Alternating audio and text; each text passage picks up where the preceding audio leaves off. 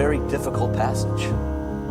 And we were in it last week. I heard something and read something this week that I wanted to relate to you as we begin. And it's about parents who were raising two boys, twins that were 5 or 6 years old.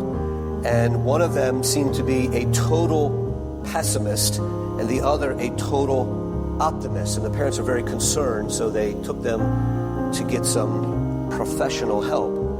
And the psychiatrist first treated the pessimist, and he tried to brighten his outlook. He took him to a room that was piled to the ceiling with brand new toys.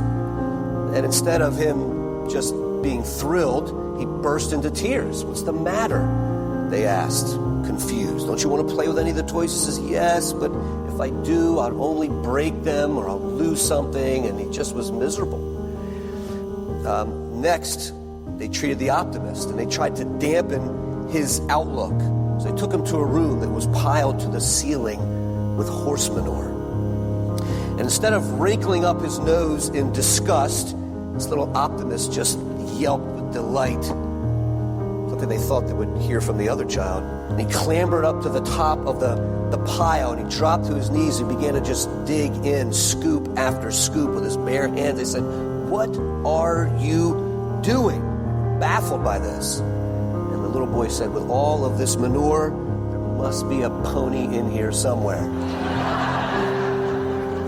Well, we're coming to Genesis chapter 19. This is the Word of God.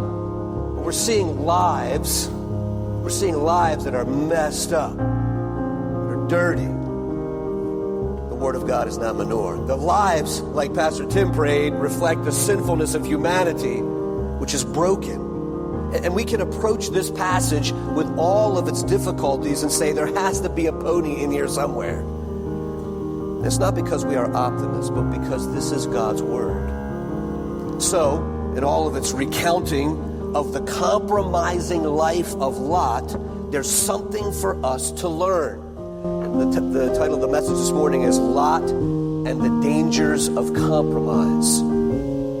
And I want to begin this morning by examining Lot's life with a series of questions. A series of questions that I have this week, and in preparation for this, coming up through this chapter, you start a series in a book like Genesis, and you know, well, this is coming. You got to get to this chapter. We have questions for Lot. And I want to pose those questions to Lot as we open up the message here this morning and look at 6 or 7 questions that we could ask this man whose life was a life that we see that had a good bit of compromise in it. So here's the questions. Number 1 is this: Lot, why are you living here in Sodom and Gomorrah?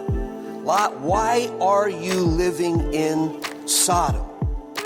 We ask this question because we know that Lot knows the place he lives is not a good place. How do we know that?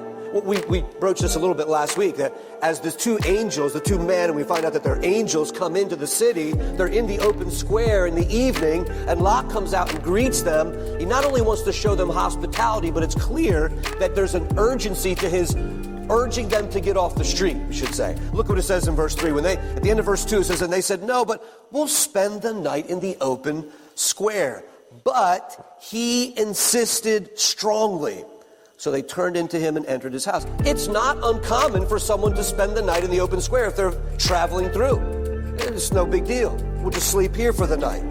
He says, no, you come to my place.